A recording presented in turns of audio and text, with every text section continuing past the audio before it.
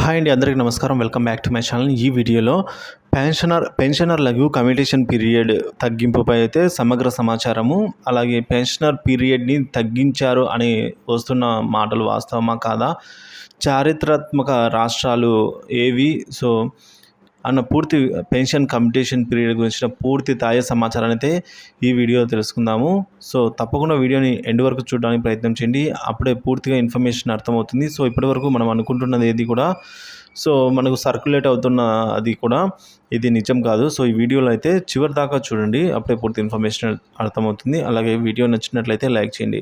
ఇంకా విషయానికి వచ్చినట్లయితే సుప్రీంకోర్టు రిజిస్టోరేషన్ పీరియడ్ ఆఫ్ కమ్యూటేషన్ను 12 ఏళ్లకు తగ్గిస్తూ జడ్జిమెంట్ ఇచ్చిందని అయితే సోషల్ మీడియాలో వార్తలు వచ్చాయి. సో చాలా వరకు అందరికీ వైరల్ అయ్యాయండి. సో అవేవి ఇప్పుడు వాస్తవము కాదు అని అయితే మనకు అర్థమవుతుంది. సో ఎందుకంటే దీన్ని పరిశీలించినప్పుడు వాస్తవానికి పంజాబ్, హర్యానా హైకోర్టు వారు కమ్యూటేషన్ వాల్యూ ఆఫ్ పెన్షన్ మీద భవిష్యత్ రికవరీని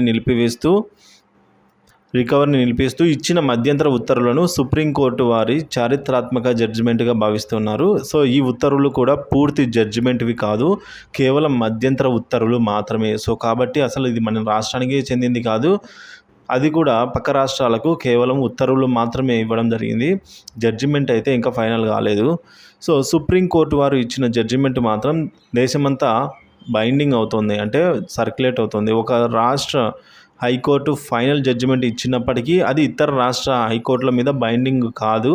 ఒక రాష్ట్ర హైకోర్టు ఫైనల్ జడ్జిమెంట్ ఇచ్చిన సబ్జెక్టు మీద మరొక రాష్ట్ర హైకోర్టు విచారణ జరుగుతున్నప్పుడు ఆ జడ్జి గారు ఇతర రాష్ట్రంలో ఇచ్చిన జడ్జిమెంట్ని ఒక జ్యుడిషియల్ ప్రెసిడెంట్గానే తీసుకోవచ్చు.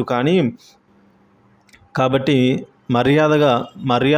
మధ్యంతర ఉత్తర్వులు అనేది ఇతర రాష్ట్ర హైకోర్టుల మీద అయితే అసలు బైండింగ్ అయ్యే అవకాశమే లేదు. కావున పంజాబ్ అండ్ హర్యానా హైకోర్టు వారు కమ్యూటేషన్ వాల్యూ పెన్షన్ మీద భవిష్యత్ రికవరీని నిలిపివేస్తూ ఇచ్చిన మధ్యంతర ఉత్తర్వుల ప్రభావం మన హైకోర్టులో కేసు వేసినప్పుడు ప్రభావం అయితే చూపలేదండి. సో జస్ట్ కేసు వేయడం జరిగింది, కానీ ఇంకా మనకైతే దాని మీద ఎటువంటి రిజల్ట్ రాలేదు. సో రెస్టరేషన్ పీరియడ్ ఆఫ్ కమ్యూటేషన్పై వివిధ రాష్ట్రాల్లో ప్రభుత్వాలు తీసుకున్న ఈ నిర్ణయాలు ఒకసారి ఇప్పుడు పరిశీలిద్దాం. కొన్ని రాష్ట్రాల్లో commutation value of pension recovery of పీరియడ్ని తగ్గిస్తూ తమ ఉత్తర్వులు జారీ చేయడం అయితే జరిగింది. అవి ఏంటంటే మధ్యప్రదేశ్, అలాగే కేరళ ప్రభుత్వము, మహారాష్ట్ర ప్రభుత్వము, ఈ విధంగా గుజరాత్ ప్రభుత్వము,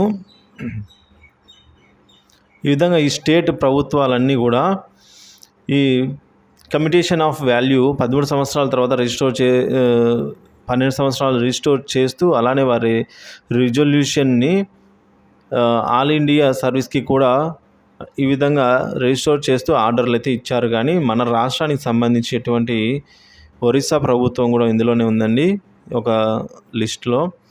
ఈ విధంగా ఆయా రాష్ట్ర ప్రభుత్వాలు తమ ఉద్యోగుల రికవరీ పీరియడ్ని తగ్గిస్తూ అడ్మినిస్ట్రేటివ్ ఉత్తర్వులు జారీ చేశారు. కానీ అంతేగాని ఏ కోర్టు ద్వారా కానీ పీరియడ్ని తగ్గిస్తూ ఉత్తర్వులు ఎక్కడా చేయబడలేదు. సో జడ్జిమెంట్ అయితే రాలేదు. All India state government pensioners federation వారు కమ్యూటేషన్ పీరియడ్ని 15 సంవత్సరాల నుంచి 12 సంవత్సరాలకు కుదించాలి అని సెంట్రల్ గవర్నమెంట్ని అభ్యర్థిస్తూ ఒక రిప్రజెంటేషన్ చాలా కాలం క్రితమే ఇవ్వడం జరిగింది, కానీ అది ఇంకా పెండింగ్లోనే ఉంది.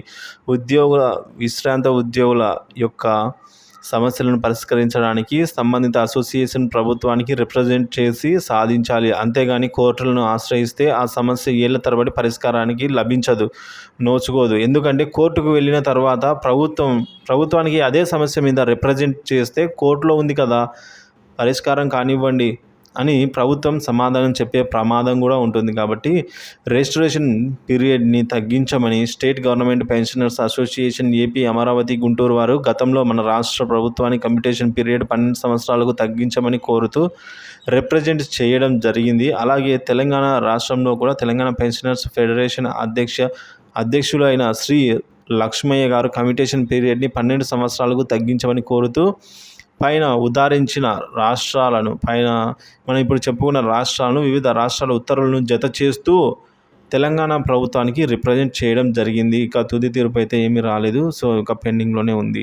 సో ఇదండి ఇప్పటి వరకున్న తాజా సమాచారం. ఈ రెస్టరేషన్ పీరియడ్ ఏదైతే ఉందో దాన్ని అయితే ఇంకా తగ్గించలేదండి.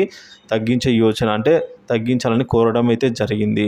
సో అది తగ్గొచ్చు, లేదంటే ఇంకా కొద్ది రోజులు పొడిగించవచ్చు. సో ఏదేమైనప్పుడు కూడా అప్డేట్ అయితే రావాల్సి ఉంది కోర్టు నుంచి, హైకోర్టు నుంచి.